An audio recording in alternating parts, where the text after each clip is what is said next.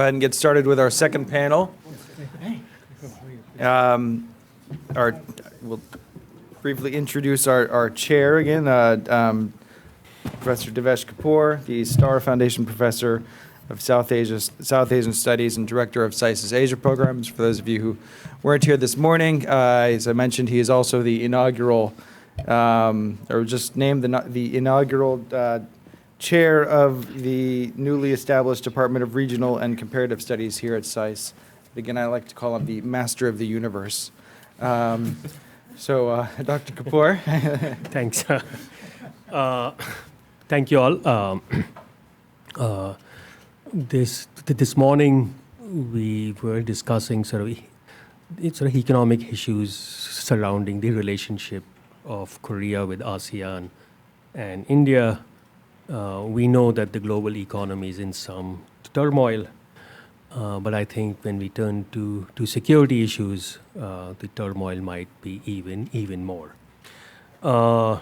So in this panel, we're going to try and get a better understanding of Korean security co-cooperation with South Asia and Southeast Asia.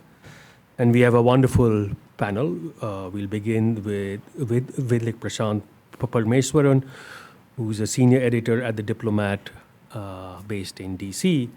And his core focus is on Southeast Asian political and security issues.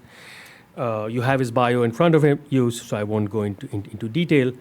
But he writes quite profusely from whether the Financial Times, Foreign Policy, South China Morning Post. And he'll be focusing more on the Southeast Asia sort of angle. Next speaker will be Josh White, who is Associate Professor of the Practice of South Asia Studies here at SAIS at Johns Hopkins. He's also a fellow at the Rice House Center for East Asian Studies and a non-resident fellow at the Brookings Institution. Prior to coming to SAIS, he served in the White House as Senior Advisor and Director for South Asian Affairs at the National Security Council. And he brings a deep and wide expertise on security issues in South Asia in particular and Asia in general. And then our third speaker is Sir Hyung Jong Kim, who is Associate Professor in the Department of International Relations at Yonsei University. And his expertise is on ASEAN and East Asian regionalism. So without further ado, Prashant. Awesome. Just try and keep your remarks to about 15 minutes each, so we'll have time for discussion. Sounds good. Okay. Well, thanks a lot to SAIS and to Devesh and team for the invitation. I was just talking to a few individuals before this and saying this is the first time I've gotten an opportunity to talk about this very important topic, which is the security aspect of South Korea's relations with Southeast Asia, which I think doesn't get as much attention in and of itself relative to South Korea's broader regional role. And I think I'll sort of structure my remarks briefly into three parts. I'll sort of talk a little bit about the role of security relations within the broader relationship a little bit. I'll talk about progress for ties so far, and then I'll talk a little bit about prospects moving forward. I think, just as a framing consideration, I think it's a really interesting time to be talking about this topic.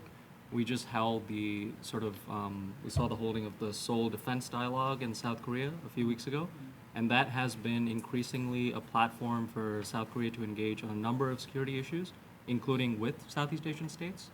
And that is also an increasingly important calendar item for folks that monitor a lot of regional security dialogues in the Asia Pacific more broadly. We also saw President Moon embark on a major visit to a number of Southeast Asian countries. He is now visited all 10 countries in Southeast Asia.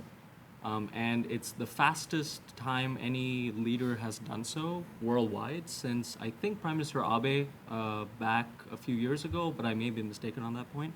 There may have been one or two other leaders that I might have gotten that record, but I think it's pretty impressive nonetheless. And I think the third thing I would point out is South Korea and ASEAN and Southeast Asia are in the midst of commemorating the 30th anniversary of the ASEAN-South Korea dialogue, the establishment of the dialogue relationship between ASEAN and South Korea, which was back in 1989. So a lot of action, a lot of focus on the relationship more generally. But I think, as I'll point out in my remarks, traditionally, ASEAN-South Korea cooperation and South Korea's cooperation with Southeast Asia has tended to be economic and diplomatic-led. It's not been security-led. There's been a lot of momentum in terms of trying to increase the focus on security relations. But I think if you look at the sum of South Korea's relations with Southeast Asia, including the Moon administration's policies, you'll actually find comparatively less of a focus on security issues relative to the economic and people-to-people domains. But doesn't mean that there's not a lot of potential for that aspect of the relationship, and that's kind of how I want to structure the remarks today. So South Korea, Southeast Asia security ties, as I said, are pretty modest, but the notable trend is that they've been growing in recent years. If you look at the trajectory of South Korea's relations with Southeast Asia, go back to the Cold War, it was, primarily from the perspective of South Korea's own economic model and the lessons it held for Southeast Asian states. Some of the Southeast Asian countries were big markets in and of itself for South Korea to engage. And also there were these other diplomatic issues that came up, one of which was the competition for diplomatic recognition between North Korea and South Korea that underwent, significant changes in the developing world, and Southeast Asia was one of the fronts in which that played out. The security aspect is much more recent. So when we look at South Korea's engagement with ASEAN, I referred to the establishment of dialogue relations back in 1989. That sort of set the template for a more comprehensive engagement between South Korea and Southeast Asia. And that's been taken a little bit more of a momentum under I would say, the last 3 South Korean administrations. And obviously, the recent Moon administration has taken a lot more engagement and focus on Southeast Asia and taken it to a whole new level. And we've seen that engagement play out in the last few years. I would say if you're thinking about South Korea, Southeast Asia security ties, you want to think about it in probably 3 pathways. One is South Korea's engagement bilaterally with a number of Southeast Asian countries. And there you could point out to increasing momentum on several counts. One is, and this is actually less emphasized. I mean, South Korea, for example, reached a defense cooperation agreement with Brunei formally, actually just last year. And that was a pretty significant development because it showed how a number of Asian powers are not only dealing with the traditional Southeast Asian countries that we think of, like Indonesia or Malaysia, but they're also looking at smaller countries like Brunei and Laos. The second thing I would point to is the fact that if you look at individual Southeast Asian countries, South Korea is actually quietly a major defense partner for these individual countries. If you look at Philippine military modernization, South Korea is a major defense partner, even though the South Korean government may not emphasize it as loudly or as coherently as part of their defense strategy. If you look at where Indonesia is buying its submarines from, it's South Korea, right? So these are things that are quietly happening even though they don't get a lot of high-profile attention. And then you can look at the ASEAN element of that. There's the ASEAN ROK sort of plan of action that has a number of areas of cooperation. Given ASEAN's bureaucratic nature, these things change from year to year, but there are consistent elements like maritime security, disaster management, cybersecurity, and those things are moving forward as we near the commemorative events between ASEAN and South Korea towards the end of the year. And then you could look at the region-wide sort of cooperation picture. And here, it's a little bit more mixed. Like I said, South Korea has been holding the sort of Seoul Defense Dialogue, and actually within the Seoul Defense Dialogue, you have vice ministerial engagement between South Korea and ASEAN countries, which has been a regular feature. And South Korea has been proposing a number of ideas. One of the ideas that was proposed by the former defense minister just ahead of the Shangri-La Dialogue last year was the establishment of a new maritime security forum for Northeast Asia. And that was actually a comment made in Singapore that generated quite a bit of interest in terms of whether South Korea was willing to play a greater security role in the region. So there's a number of things that South Korea has been doing with respect to security ties. I think the case for greater defense ties between South Korea and Southeast Asia, at least to my mind, some folks may disagree, I think it's pretty clear. So if you look at any defense statement, when you attend a lot of these regional security dialogues, I attended the Seoul Defense Dialogue last year, for example. A lot of the speeches contain 4 key themes that tend to overlap. One is intensifying U.S.-China rivalry and uncertainty about the role that both Washington and Beijing are going to play in the Asian security landscape. Second is the proliferation of transnational threats, terrorism, cyber, climate change, natural disasters. The third is bigger governance and capacity challenges that countries face, including populism, protectionism, so on and so forth. And Southeast Asia is not immune from those. And then the fourth is rising doubts about the rules-based order globally, as well as the Asian security order more specifically. And that includes the ASEAN institutions that I've talked about before. And so if you look at those four trends, I mean, clearly South Korea's strategy of diversifying its partners, including more of a focus on Southeast Asia, and focusing on its own role as a middle power, seems to make sense, right? If you look at from a Southeast Asian perspective, you're trying to shape a more multipolar world beyond just the United States and China, and you want to engage with each of the actors, not just in their traditional sense, but also looking at them as more comprehensive partners. You would say South Korea is a clear target for that. If you think about South Korea as a traditional sort of economic and people-to-people partner, South Korea, for example, even before Moon came into office, was the second largest trade and investment partner in Southeast Asia, which is huge, something that's often underlooked. You would want, from a Southeast Asian perspective, to engage on South Korea, not just on economic and people-to-people issues, but also on the security dimension. Much like if you talk to Southeast Asians about how they think about the United States, it's always, what you're doing on the security side is great, but we need more on the economic stuff, we need more on people-to-people. So the case is quite clear. But I think the challenges are also quite clear as well. I think perception-wise, South Korea is still not seen as a major security player in Southeast Asia. And actually, a lot of the things that I cited in terms of what South Korea is already doing, a lot of Southeast Asian folks are not actually aware that South Korea is actually doing this. In terms of bandwidth, I think there's greater contestation in both Northeast Asia and Southeast Asia sub-regionally. Whether you look at China, you look at the spat between Japan and South Korea, you look at the nationalism and populist trends in Southeast Asia, a lot of these countries are thinking about what's going on in their own neighborhoods, let alone sort of strategic visions about the Indo-Pacific and so on and so forth. And also, the third thing I would point out is there's a competitive environment that's being shaped here. So South Korea is not the only country that's thinking more about security in Southeast Asia. The Japanese are thinking more about it. The Chinese are thinking a lot more about it. The Russians are thinking more about it. India is thinking much more about it, as I'm sure Josh and others will talk about subsequently. Australia is thinking more about it. The European Union is thinking about it. So it's a much more crowded landscape. And so what each country seeks to do in the security domain will be scrutinized for not just what you're doing, but how do you compare relative to these other powers that are also playing in the region. So where does this all leave us? And I'll kind of conclude on these few points.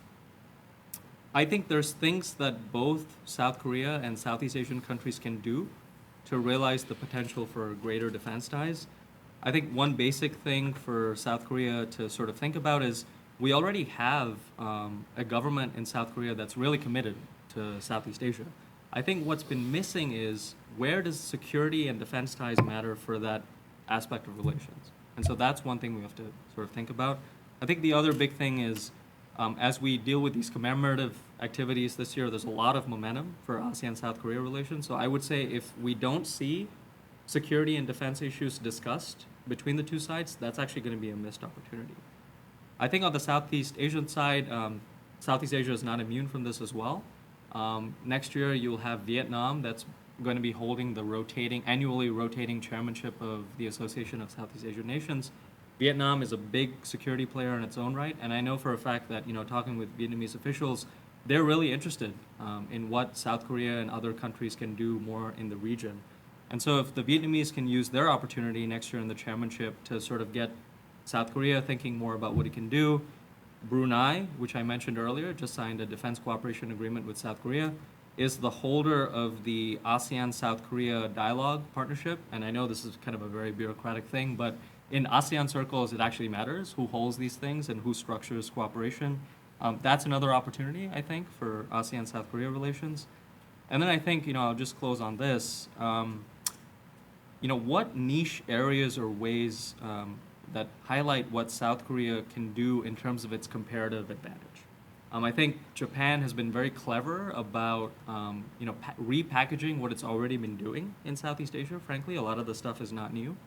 But Japan has something called the Vientiane Vision, which is a separate security vision for how it approaches Southeast Asia, which is new.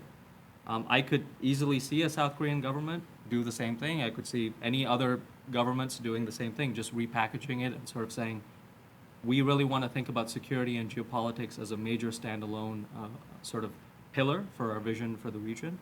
And so that's an opportunity for South Korea to do it. And then, the last point I would raise is, obviously, we're thinking about South Korea and Southeast Asia, but, we all realize that South Korea's got its own issues to deal with, including North Korea. But I think one thing that Southeast Asians will be looking at in the next few years is to see, as South Korea grapples with all these other challenges, including North Korea, is it going to be able to sustain these other regional engagements that it's doing, including on Southeast Asia? So I'll kind of close on that note, and thank you for your time and attention. Thank you. Thanks. Josh?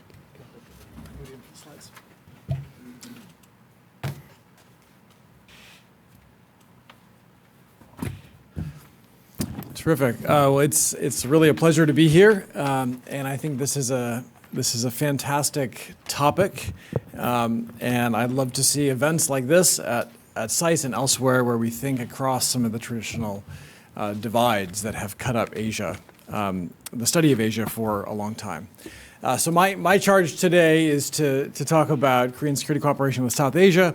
I'm going to take a rather India-centric view of the relationship, the security and defense relationship with Korea, but I think it's an interesting topic for us to explore.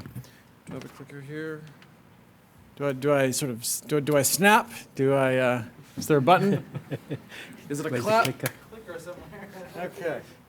You know what? I'll just do this. Yeah. Here we go. Yeah, that one. It's not quite as exciting as snapping, but it'll work. Oh, look at that. Okay.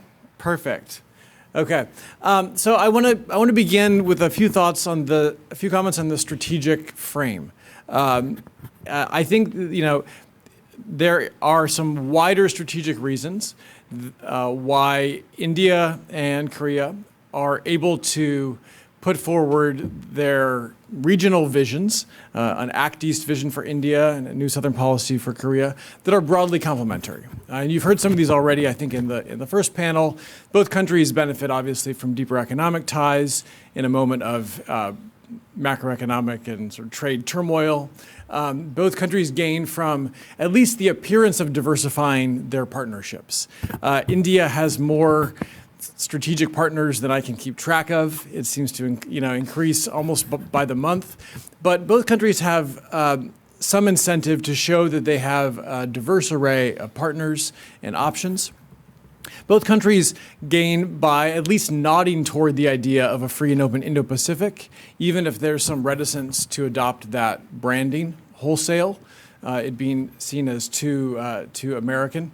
And both countries can gain from defense technical ties and some modest degree of security cooperation activities, and I'll be touching on that. This is possible because, in part, there are no major irritants in the relationship that would preclude deeper security cooperation. This was not always true, and in fact, even 3 years ago, this was not true. India had, until 2016, rather deep economic engagement with DPRK. I think in 2016, India was exporting about $100 million a year to DPRK. They were importing steel. There were some kind of shady exchanges going on space and other research topics that caught the eye of the 1718 Sanctions Committee. And India was very slow to deal with the perception, I think in Seoul and also in the United States, that it wasn't fully on board with where the international community was on North Korea. And I remember seeing this and working on this a bit when I was at the White House, but in 2016, and certainly when the Trump administration came in 2017, I give the Trump administration credit for making the message very clear on this. It is time to get on board. It is time to play ball, and India made an about face in a way that reduced this issue as a potential irritant in the relationship. They have, at the same time, I think those in Seoul are relatively sympathetic to India's view on Pakistan, on terrorism, and have been at least outwardly complementary and helpful in supporting India's NSG bid, although behind the scenes the Indians were not thrilled with Korea's NSG chairmanship in 2016. But there is, at least in an outward sense, a commonality of views and no obvious irritants. The flip side of this is that there are no deeply compelling drivers for security cooperation. India has limited security equities in Northeast Asia. I'll talk about some of them. And Korea has limited security equities in the Indian Ocean.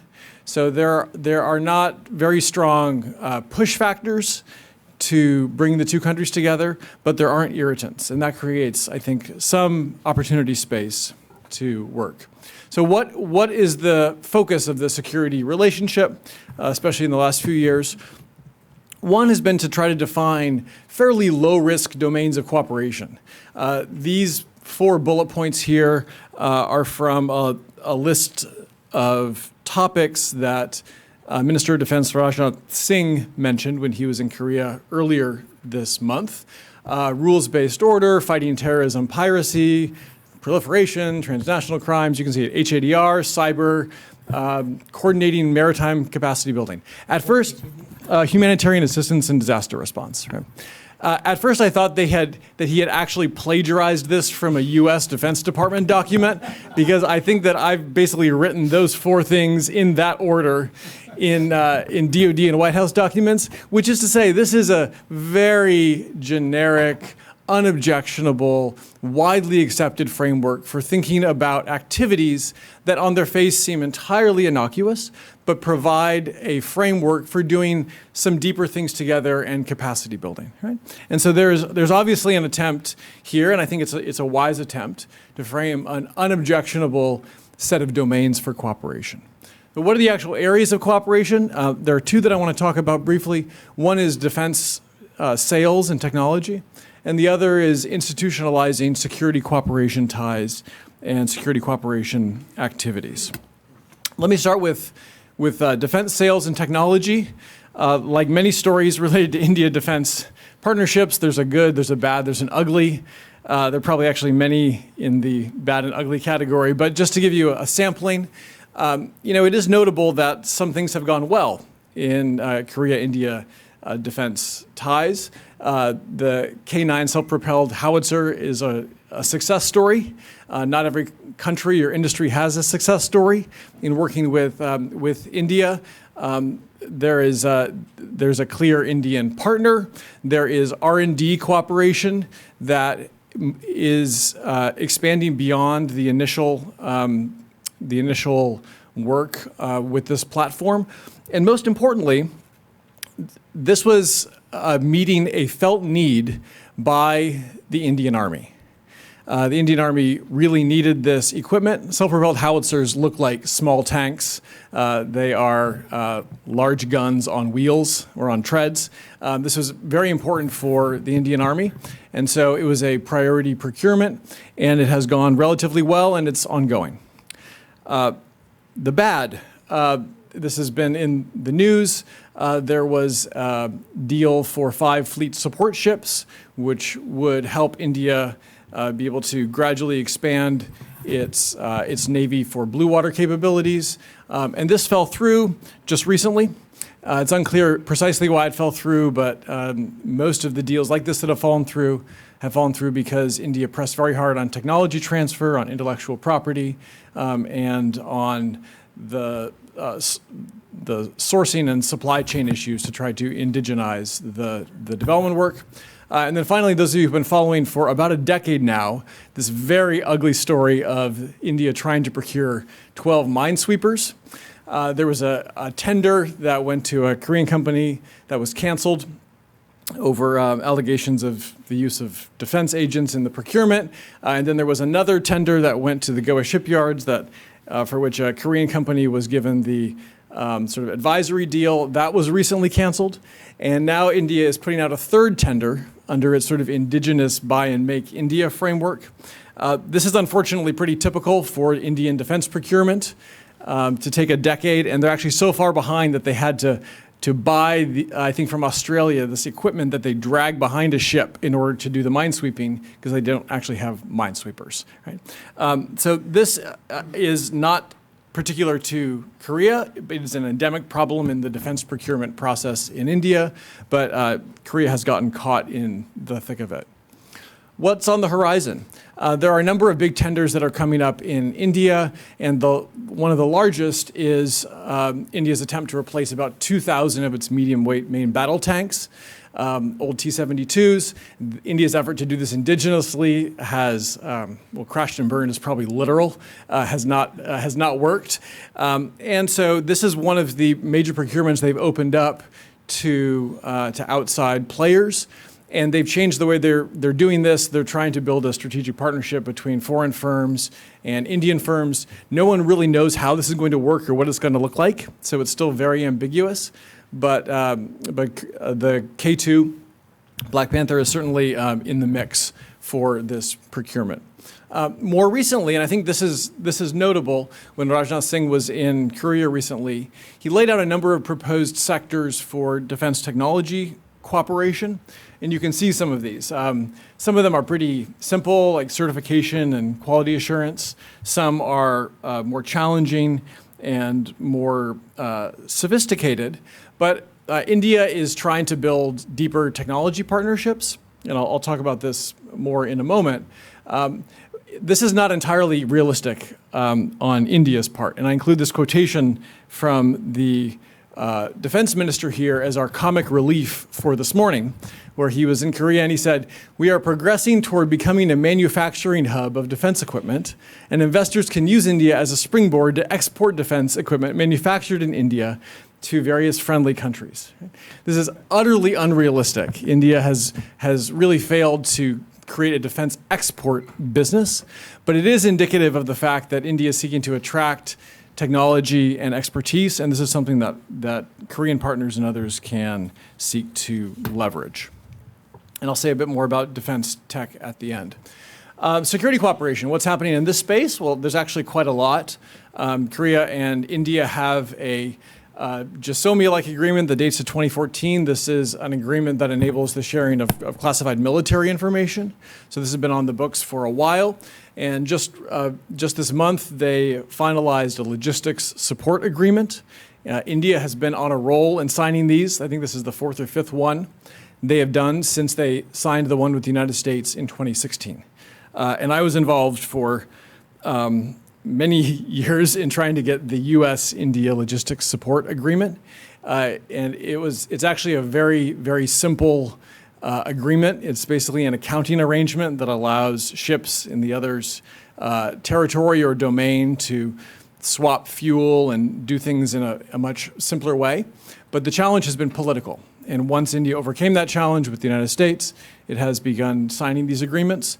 These do not obligate either country to certain activities, but they do create a framework for cooperation as countries are doing more exercises. And as you can see, there's been an increased tempo of joint exercises and visits between Korea and India that is rather impressive. Some of these are under the ASEAN ADMM Plus framework. Some of them are bilateral.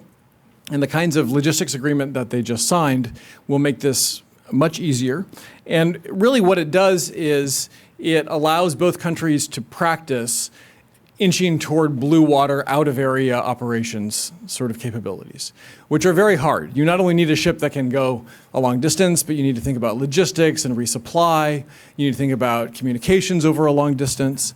And for India to have a partner like Korea in Northeast Asia to provide options is very helpful.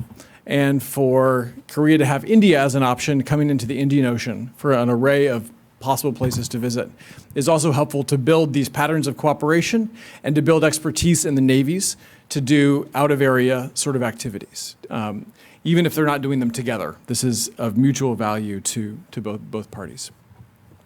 I want to end by mentioning a few risks and challenges to the deepening security and defense cooperation. The first is each country has to manage partners. India has to manage and navigate some of the Korea-Japan tensions that have arisen. and what they see as an uncomfortably close relationship between Korea and China on certain issues. And Korea has to think about navigating the India-Pakistan and India-China tensions. I don't think any of these are particularly difficult because of the distance and the lack of overlap in core security concerns, but they're worth mentioning. The second is that both sides will have a tendency to talk past each other. And I mentioned this because I read some of what Rajnath Singh did when he was in Seoul. And one of his headline speeches in Korea was focused on calls for collective international action to counter terrorism and those who provide sanctuary to terrorists. That's a fairly tone-deaf major speech to give in Korea. It was given and framed for an Indian domestic audience, right?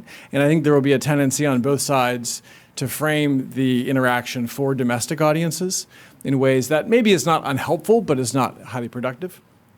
Third, I think both countries will face the challenge of India's endemically bad follow-through, particularly on its Act East agenda.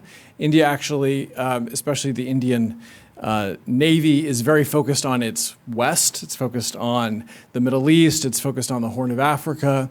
And the Indian bureaucracy is so small that it really only pays attention to an issue when its leader, when Modi, or when a very senior figure is involved. So it's difficult to capture and retain the attention of the Indian bureaucracy with partners who might not be at the very sort of top of India's list of bilateral priorities.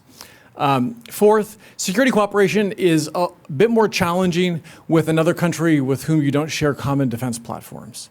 The Korean Army has some, I think they have some old Russian man-pads and some T-80s, but there are very few common platforms. So this is not like India's defense relationship with Vietnam, where they can cooperate based on shared Russian platforms, right? It just creates sort of a different level of distance that they have to overcome for defense security cooperation. Fifth, India's focus on defense indigenization and Make in India and tech transfer makes it hard for players from Korea, Japan, Australia, and the United States to make defense deals that are profitable and appealing, because India is seeking to extract the maximum level of technology, the maximum level of autonomy, and to import as little as possible. And I encountered this when I was part of the Defense Department effort to engage on technology exchange and transfer with India. And the Indian officials would consistently come and say, here's a list of 7 high-tech sensitive widgets that we want. And we'd say, okay, well, let's talk about platforms and capabilities and mission sets and operations. And they'd say, yes, and these 7 widgets that we want are as follows, right? The very strong focus on trying to acquire technology. And the United States faces an extra challenge in that we cannot tell Lockheed or Boeing, you must give that technology to another country. We cannot be as directive. And the final point here is that defense technology cooperation efforts in sectors or with platforms that are not a high priority for the Indian military are not likely to happen. And that is because the Indian military has a large appetite and it has a relatively small and perhaps declining capital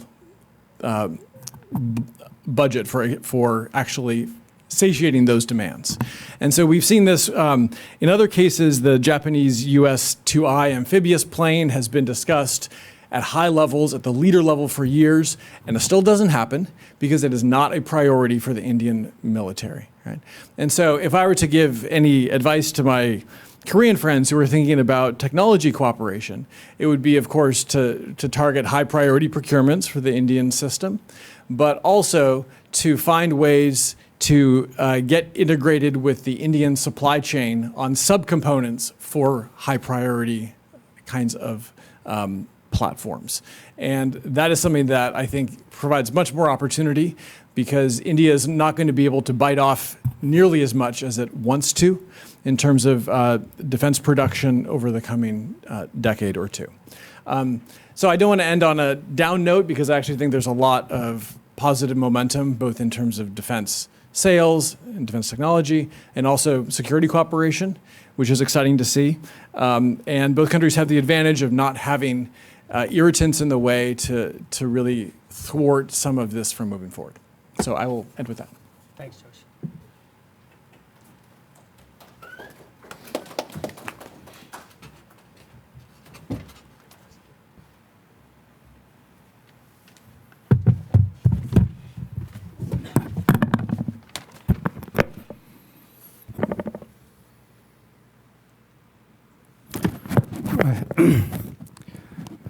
I'm also very pleased to be here, and thank you for the organizer for having me.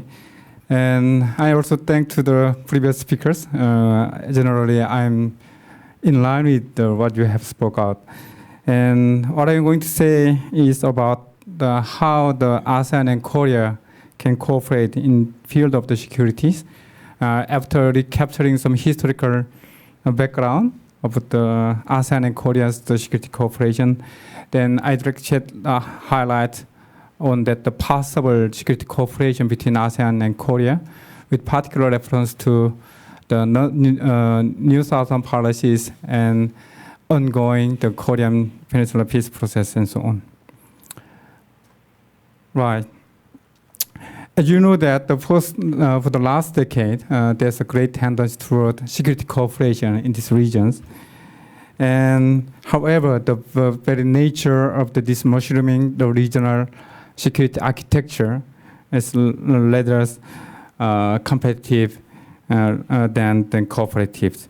And China's BRIs and then U.S. pivot to Asia's and free and open Indo-Pacific Quad seems to revive the China's U.S. rivalries. And under these circumstances, the middle power countries like like ASEAN and Korea, it seems to are forced to choose the one side unless they share their own security arrangements. And let me say that this is what the ASEAN has achieved so far. So actually, the ASEAN appears to be violent regional grouping by respond to the changing global and the regional security environment, which also led to the changing role of the ASEAN in this regional orders. For example, during the Cold War, ASEAN mainly focused on the confidence building. At the end of the Cold War, ASEAN sought and the inclusive security mechanisms to focus on the cooperative and the comprehensive securities. Probably the best example can be found at the establishment of the ALF in 1994. And now the ASEAN has worked toward ASEAN communities, consisting of the three pillars of the ASEAN political securities and economic and social cultural communities. But now what ASEAN facing now is that intensifying the big powers rivalry in this region, which requires ASEAN take the new approaches. Right. But if we found that some achievement of the ASEAN, it probably thanks to it's the key element, namely the ASEAN norms. So despite the lack of the consensus on the ASEAN's norms, we can generally agree that what ASEAN norms means. ASEAN norms are characterized by the non-interference principles and the non-use of force in the settlement of the dispute, and the pursuit of the regional autonomies and the practice of the ASEAN way. ASEAN way here refer to that consultation and consensus-based decision-making process. ASEAN norms actually has been enlarged accommodated by the non-ASEAN member state in East Asia.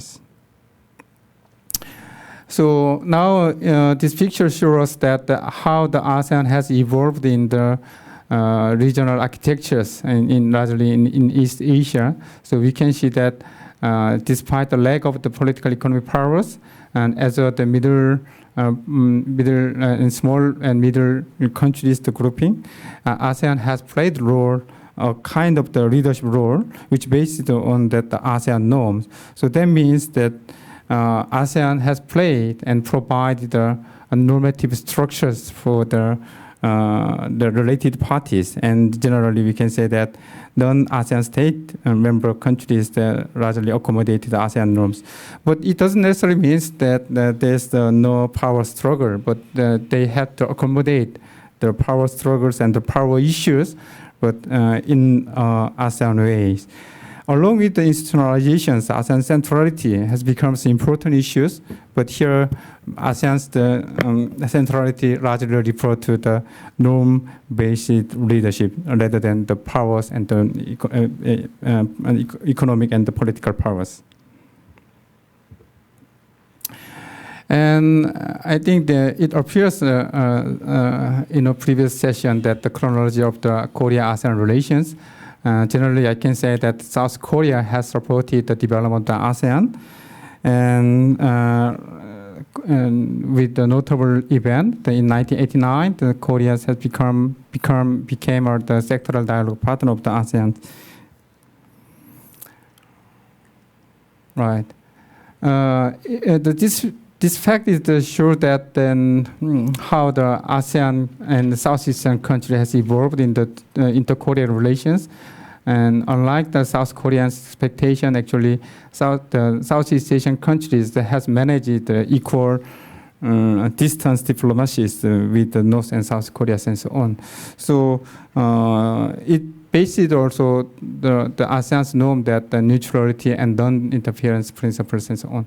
So I can say that even the previous dialogue partnership, prior to dialogue partnership, so there was the close interaction between the ASEAN and Korea. But as the Dr. Paramelasaran has rightly corrected out that the South Korea's approaches and the main purpose to the security cooperation in the ASEAN limited that the two elements, but that is the economic benefit, interest. Secondly, mainly about the North Koreans and so on. And in not only the bilateral interactions at the regional approaches, South Korea once tried to set up an anti-communist grouping, so-called aspect, but it failed to get the support from the ASEAN member countries because then it was clear that it was seen that the anti-communism is just in contrast with that ASEAN's the basic principle of the neutralities and so on. And also again, in 1981, the General John, who seized the power through the military coup at that time, he tried to get the dialogue partnership of the ASEAN, then which made him to visit the ASEAN countries, but also failed to get support from the ASEAN. There are mainly two regions, the same region. So it was open secret that South Korea's interest to the dialogue partnership of ASEAN was only about the North Korea issues and beside the economic interest. So at that time, South Korea is hardly seen as a considerable partner for economic and the political sense. At the same time, it is not in line with the ASEAN's norm of the neutralities. And since then, also we can see that South Korea's several the foreign policies and regional policies, and which is the often the targeted on the Southeast Asian and even wider region of the East Asias and then Central Asias and so on. But we can find that some the commonality that some common trend is that when you have the good relation with North Korea, also we used to have a larger room to deal with other neighboring countries, including Southeast Asia. So here I want to say that North Korea issues has been a very important and independent variable for the ASEAN and Korean relations and so on, which is still relevant to understanding ASEAN and Korean relations. So here now I'd like to turn to the new Southern policies. As well explained in a previous session by the Dr. Kwak, the new Southern policy probably differ from the previous regional policy or the foreign policy of the South Korea, because I think at the first time we declared that value-oriented the diplomacy. So previously we often revealed that, confessed that the main goal of the diplomacy is the let's say, the pragmatic or the sales diplomacies and so on. But it's first time to share somehow normative values with the neighboring countries. And the three P's, the people, peace, and prosperity, is much resemble the three values of the ASEAN communities, the people-centered, people-oriented, and peace, prosperity, and progress, and so on. So these are the things what we can put together, I mean, as a future direction of the ASEAN-Korea's security cooperation and so on. So now, but at the same time, not only for norm sharing and norm forming, the practice are matter for the South Korea and ASEAN cooperation, but at the same time, from a somehow different perspectives, we can see that New Southern policy can serve as a strategic means for the South Korea for the balanced diplomacies in dealing with the great powers, the regional strategies, including Indo-Pacific strategies, China's the Belt and Road Initiative, and so on. But what is more important is that ASEAN, the New Southern policy is to reveal that eventual goal of the regional cooperation between ASEAN and Korea. It should simply beyond that somehow one side benefit from the other one.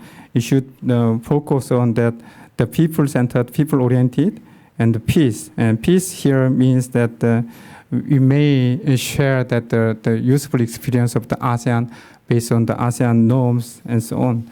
So ASEAN here can play as a norm diffusers and norm entrepreneurs, which can provide the normative, the foundation for the regional security cooperation in Northeast Asia, which was not exist before. And I'd like to quote one sentence from the former Secretary General of the ASEAN, Severino. Then he said that traditionally South Korea did not promise much, but delivered on what they did.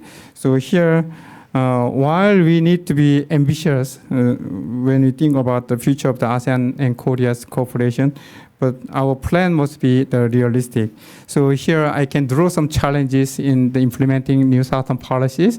So still we very lack of the ASEAN's oriented approaches. So although we put the name of the New Southern policies, we often found that it is just a simple sum of the bilateral approaches. So it doesn't mean that the ASEAN is the equal of the 10 member countries. So we need more comprehensive approach to understand the complexity of the ASEAN's and internal ASEAN decision-making process and so on. And norm-based approach is much needed when it comes to the cooperation between ASEAN and Korea, because even it seems to be overshadowed by the power rivalries in this region between the U.S. and China and so on. And one of the things is that when you recall the previous trajectories, we can find that in the heydays of the East Asian community, we also found that there was the very plenty of the good ideas and discussion between ASEAN and Korea to enhance connectivity in many fields.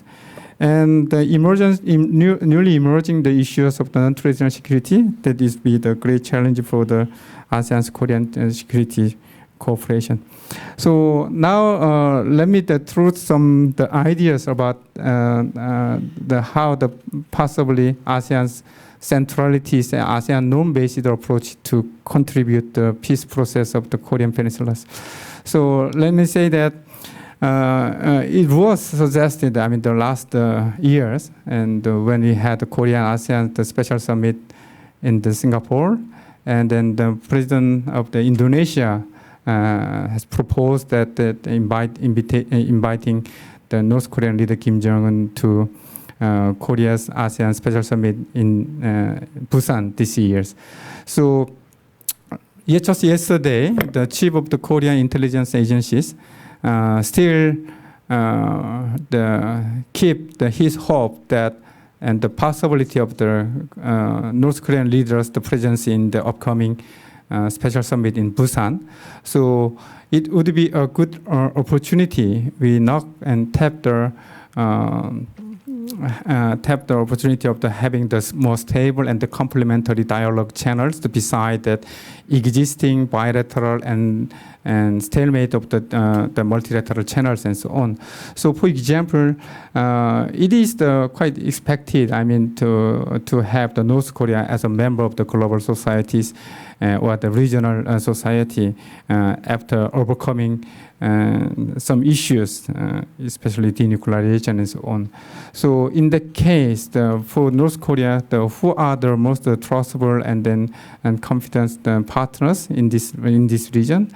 That is probably the ASEAN. So North Korea also has shown its interest to be a dialogue partner of the ASEAN. Some of the ASEAN member state leaders also has shown their willingness to accept North Korea as part of the dialogue partners and so on. Okay, right. So I'm expect that then if it is realized, to have the North Korean leaders at the Busan for the special summit, then it will be a good opportunity to have the further institutionalization, whether it is the regular or irregular or the formal and informal. It would be good to have the extra dialogue channels beside the existing one. And somehow the possible option when it comes to the norm issues by taking the lessons from the ASEAN's experience, then we can also expect that kind of the multilateralization of the Treaty of the Amity Cooperation, which all the major powers, including North Korea and South Korea, signed before. And also we can expect that some possible East Asian nuclear-free zones, which was signed, which was already done by the ASEAN in 1995.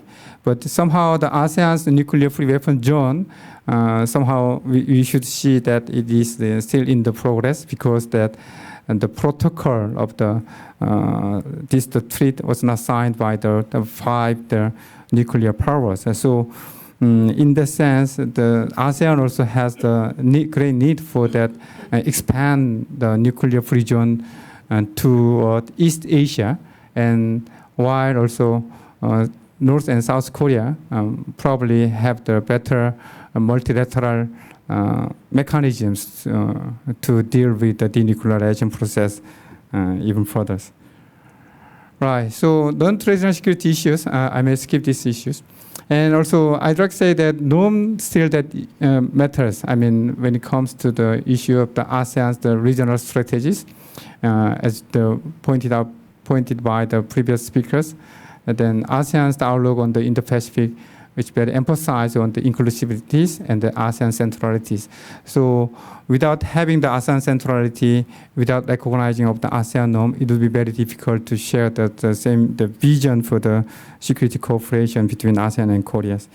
So let me conclude that still there are a long way to go. Still is very initial stage of the security cooperation between the ASEAN and Korea. And then I'd like to say that what we need is that ASEAN need to play the much bigger roles in a proactive ways, which ASEAN used to play the very, the reactionary ways. But nowadays, we need to call the ASEAN to play more actively, especially in dealing with the North Korean issues and so on. And the values of the New Southern policy is not only the issue of what Korea can do for the ASEAN now, but also it should be what we ought to do together. And norm sharing relations between two ASEAN and Korea should enhance interaction in dealing with the political security issues beyond and then comprehensive securities. I may stop here. Thank you.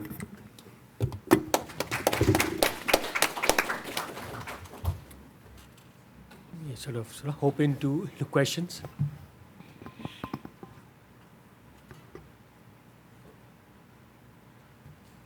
Yes. So this is for Professor Armstrong. Can you take the... Oh, the mic. Yeah, sorry. So you mentioned the transnational threats, and then the last, before you guys came out here, we were talking about increased economic investment in Southeast Asia, South Asia. And up until now, the majority's been in Vietnam and Singapore, where there's not really too many issues of transnational threats. But then it was also talked about how it may increase in places like Indonesia or Malaysia, where there's a significant problem. Do you think South Korea has a role to play in maybe actively participating in counterterrorism operations, or even having joint combined training exercises with their militaries to share lessons learned through participating in the Middle East through Iraqi freedom and other avenues? Just see if there are any more. Yes, yeah.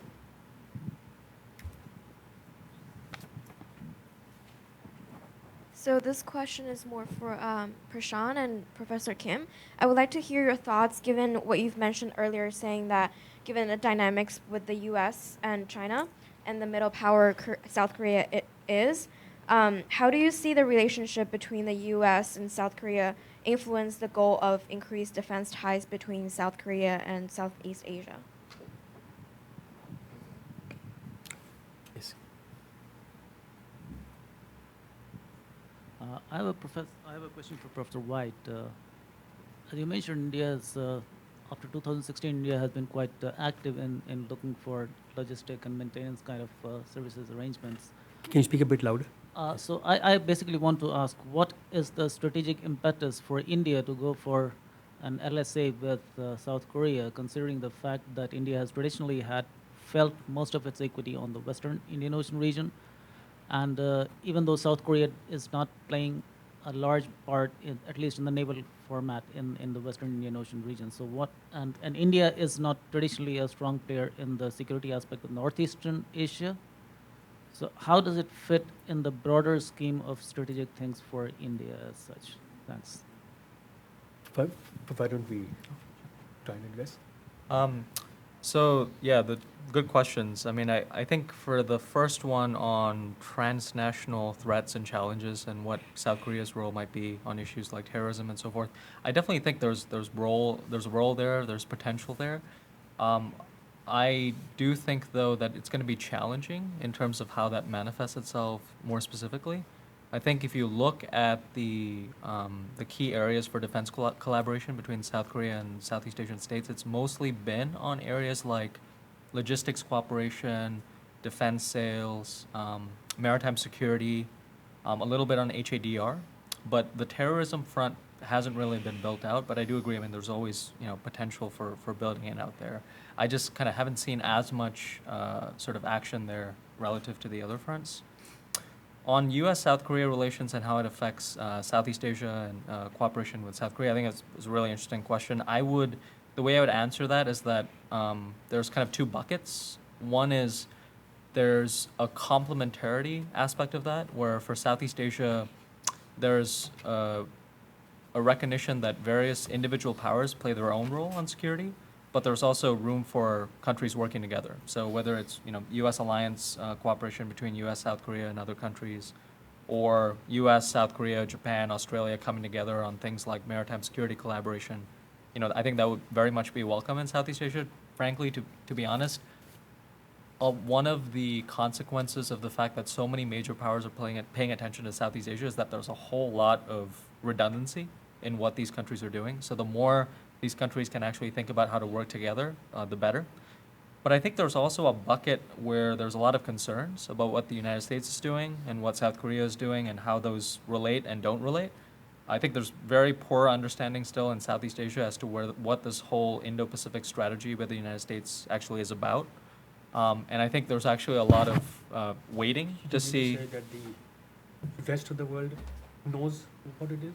Yeah, it's a good question too. Exactly, and I think we're talking about this also at a time when we're nearing a U.S. election. I think there's a lot of sort of wait and see in Southeast Asia about what the United States' role is going to be after the election. And then I think at the same time, I mean, this administration has done a lot functionally for defense collaboration and strategy, but the president himself, I think, has raised this big question about what the U.S. security role is more broadly. And he's raised that with respect to Southeast Asia, but he's also raised that with respect to South Korea. The U.S. alliance system has been one of the foundational arrangements that Southeast Asian countries have looked for to figure out what U.S. cooperation is going to be. So when we have so many uncertainties about what U.S. South Korea and U.S. Japan alliance cooperation is, I mean, how can Southeast Asian countries that have strategic partnerships and so on and so forth, and even treaty alliances with the U.S. has with Thailand and the Philippines are not as strong nearly as what the U.S. has with South Korea and Japan. I think these countries are also looking to see, what is this U.S. presence going to be 10, 15, 20, 30 years down the line. So. It's a good question about the LSA. Why bother? I think there are three reasons from the Indian point of view that it makes good sense. The first is that it represents a form of relatively cheap signaling. It's an easy thing to do politically in India now that they got over the tough politics of doing these kind of agreements when they did one with the United States in 2016. It signals that this is, it reinforces the idea that Korea is a special strategic partner of India, so it has that diplomatic value without much cost. Second, it, in a practical way, does facilitate port access by the Indian Navy in Northeast Asia. The Indian Navy doesn't go there frequently, but as it builds out blue water capabilities and builds the skills to do that, it is helpful to have a variety of partners in Northeast Asia that can provide that sort of access. If you look at the countries with whom India has signed an LSA-like agreement since 2016, it's the United States, France, Oman, Singapore, and soon Japan. All of these countries have important, valuable facilities in areas of operation where the Indian Navy might want to actually do things. Right? And the third reason is that I think it, for the Indian military, helps to smooth and facilitate a set of interactions in which the Indians can learn things. The Korean military has experience with counterproliferation, with interdiction operations at sea, things that the Indians are interested in and want to learn from. And even if you do activities that seem more innocuous, planning for disaster relief and so forth, some of those very same activities can be used for counterproliferation and interdiction operations. These are useful things for India as it thinks about its western seas and not just the Western Pacific and sort of its Act East domain. Dr. Kim? Right, and there's very important issues about the U.S. influence on the Korea's ASEAN security cooperation. So I think there might be the two issues. One is that when it comes to the choice of the between the China and U.S., certainly it's very difficult issues given the economic dependency on the China's of the ASEAN and Korea too. But also we cannot deny that the great influence of the U.S. security presence in this region. So, but here the difficulty is that we cannot clearly express our the preference, either China or Japan, China or the U.S. So here provide it caused another necessity of the work together between the ASEAN and Korea. ASEAN, thanks to the regional groupings, it doesn't have to show on the individual preference directly to the U.S. or the China. It can hide behind the regional groupings names or the decision. But the Korea, while the Korean doesn't have such the option. So in this case, if the Koreas work together with the ASEAN to discuss the regional issues and together, and then we may expand the strategic option to under the name of the somehow regional affairs rather than the individual countries' interest and so on. Second thing is that then on the process of the Korean Peninsula peace process, U.S. is certainly very direct stakeholder of these issues, but nobody denied that. But what he noticed is that there are the great uncertainties might happen. Even mainly caused by the domestic issues. Not only the United States, but also in Korea, we have experienced over the decade there are rise and falls of the opportunities due to the uncertainties of the domestic affairs. So in that case, we need to secure the stable and then safe and trustable the communication channels as much as possible, because we experienced that the totally disconnection of the communication channel between North and South Korea, even 2 years ago. So there's a certain time there's no option but to use the microphone to shout to the North Korea to deliver the message. So it was not joke. And so in the case, the ASEAN's role is certainly there to bridge North and South Korea together. Thank you. We have time for a couple more questions. Ambassador.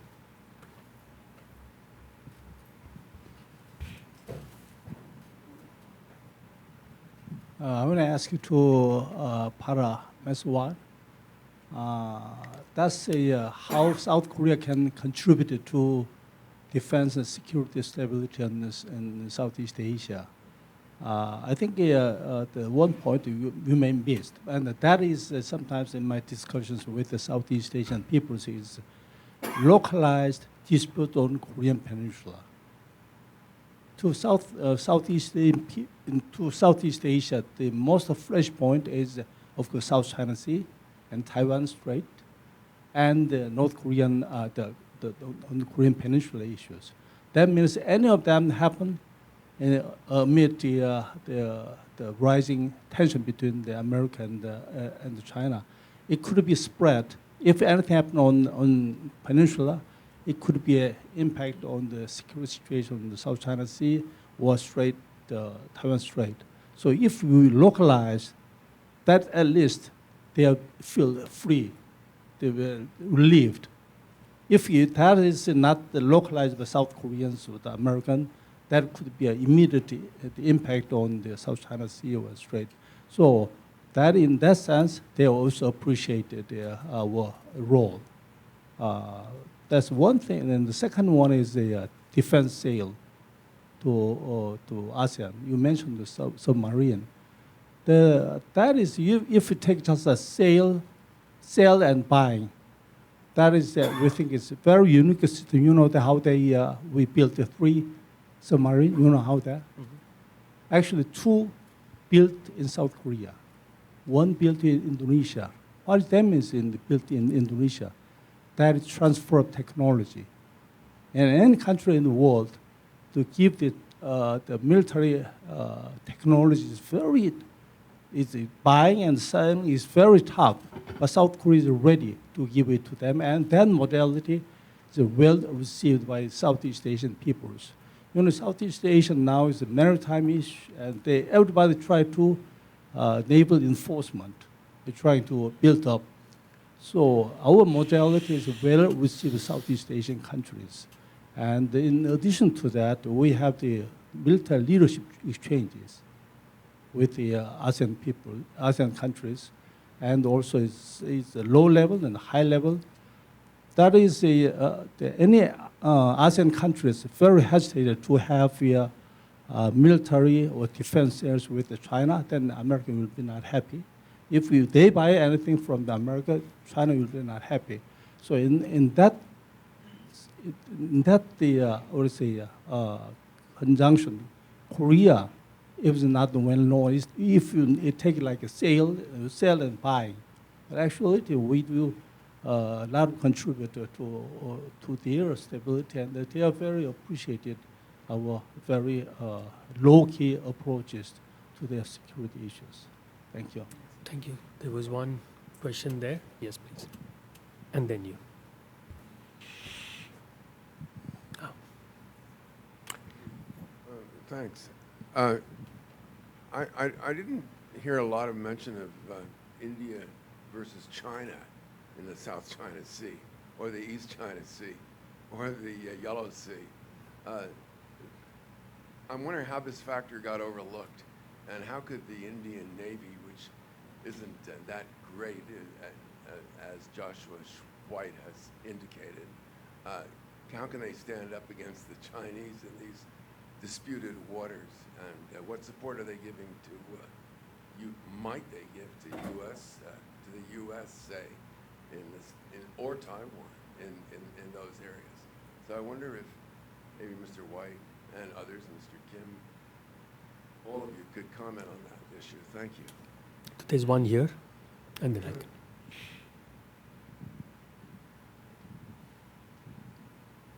Thank you so much. My name is Jie Zhang, and I'm working in the SAIS as a junior researcher. And then my question belongs to Professor Kim. And then while you are presenting your presentation, you mentioned about embracing North Korea through the ASEAN Plus.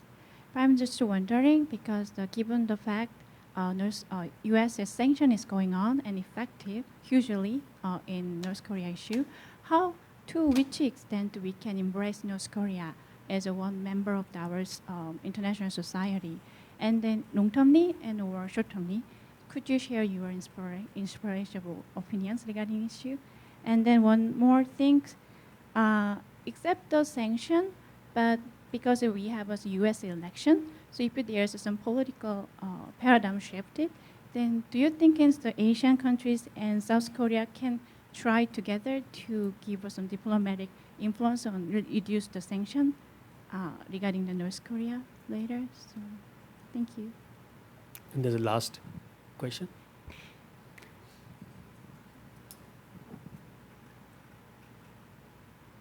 So South Korea arguably is a 30-year-old full democracy.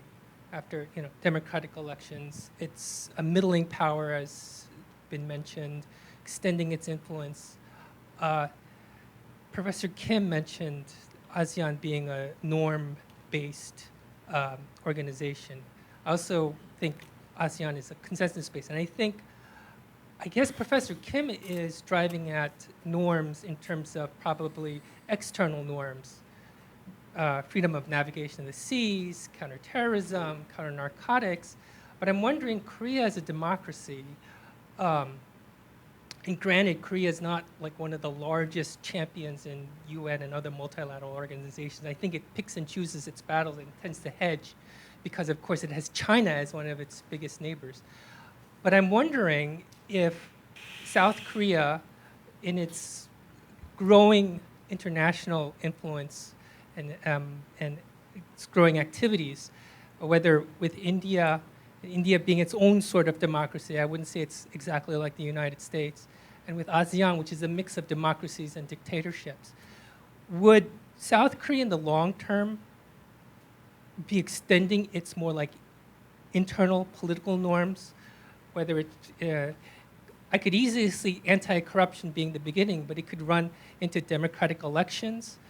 I know South Korea overseas does provide technology for elections.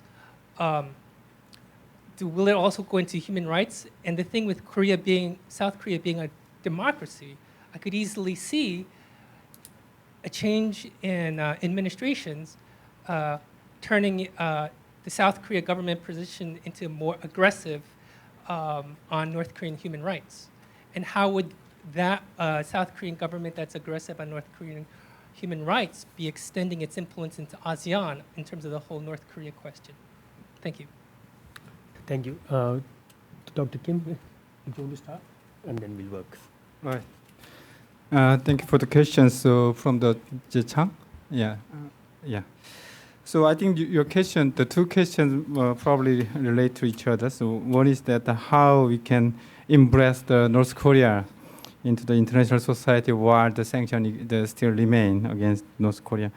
So here that embracing and then guiding North Korea into the international society doesn't necessarily mean directly immediate removal of all kind of the sanction against North Korea.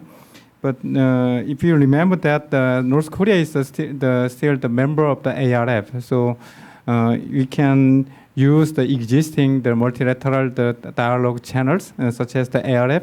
So we can still has room which is still need to be utilized further to embrace North Korea's. So, but the problem is that such as the ARF, while we have such kind of the dialogue channels, but our approach, the use of the dialogue channels probably wrong, was wrong, because that we use it to criticize, we used to use it to isolate the North Korea in previous eras. So now we may turn our approach to embrace North Korea by utilizing these existing channels and so on. Secondly, about the sanctions, how a sanction might remain, I mean, over the possible changes of the domestic the politics in the United States. So even nowadays, the South Koreans, the many citizens and then the opinion leaders has argued that South Korea they need to be little active. I mean, by reading some inter-Korea's exchange and then interaction and cooperation in a very practical areas, which is doesn't necessarily be the direct subject of the economic sanctions, such as the Kaesong Industrial Complex and then Kumgang Mountain, then tourism and so on. So there are some rooms which South Korea has to tap the furthest regardless of that then U.S. the economic sanctions imposed on North Korea. So probably I can say that South Korea and ASEAN probably look at some opportunity which can be used at this stage and so on. And second question about the human rights issues, I think that is a very important issues, and also it's related with the norms and the division issues. So as you correctly mentioned that there are some conflicting the norms and among the ASEAN and the related member countries.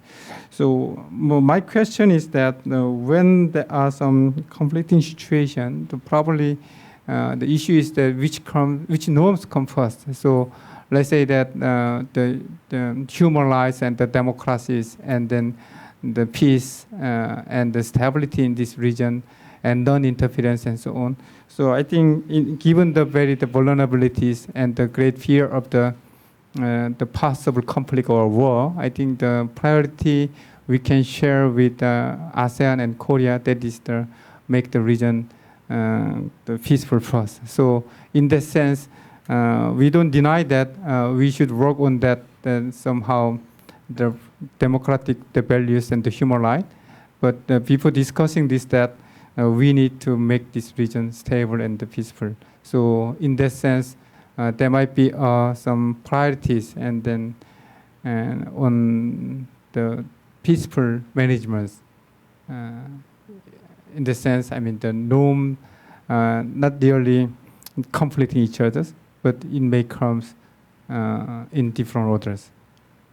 Thank you, because we need to wrap up. Sure. Lunch. Sure, I'll be brief on the question of the Indian Navy and the Western Pacific. You know, I don't have to be very diplomatic. They wouldn't be able to do much, and in fact, if there were an actual conflict in the South China Sea, the East China Sea, any Indian Navy vessels in the area would be less an asset than a liability, because their supply lines would be extremely vulnerable, and they would be complicated to figure out how to get home and how to stay out of the way. That's not to say they're not useful there. I think they're useful in, it's useful that the Indian government can provide rhetorical and political support to certain countries in ASEAN and countries in Northeast Asia about some of these disputes and about norms. It's useful to have them there to do capacity building in peacetime, to help build up their own capacity and those of ASEAN countries and partners in Northeast Asia. And then they're able to do soft security operations like humanitarian assistance and counter-piracy and so forth outside of a major conflict. But just as India would have trouble in the South China Sea in a conflict, Korea would have trouble in the Bay of Bengal in a conflict, China would have trouble and the same challenges posed to its supply lines if it were in the Indian Ocean, the Bay of Bengal, during a major conflict. It would also be extremely vulnerable in that environment. I'll just quickly respond. So, Ambassador, I agree with you fully that a lot of the things that South Korea does is quite low level or low key, and so it doesn't often get a lot of the headlines that you mentioned. So, things like intelligence sharing pact with Thailand, or things that South Korea does with Myanmar on administrative reform. Those are really important things, but I don't sense that gets a lot of attention. A lot of the stuff that makes the headlines are things like a lot of attention to the Chinese exercises that they're doing with Southeast Asian countries. That tends to get more of the headlines. So that's a challenge. I would say the other thing that worries me is that there's a lot of talk about what outside powers can do for Southeast Asia, but I'm more worried about how little Southeast Asia is doing for Southeast Asian sake. The sort of Indo-Pacific vision that we saw from ASEAN that came out was quite thin, quite disappointing. I mean, a decade ago, there was conversations in Southeast Asia and ASEAN about ASEAN should do this Indo-Pacific vision. The Indonesian foreign minister talked about it, including here in Washington. No follow-up thereafter, and now ASEAN is left reacting to a vision that the United States and other countries are talking about. So I hope it gets better, but my sense is, leadership in Southeast Asia right now among Indonesia, Malaysia, Philippines is quite lacking. So hopefully that improves, and then we can sort of talk more about what Southeast Asia can do. So. Thank you. We'll break for lunch and reconvene at 1:30, but please join me in thanking our panelists.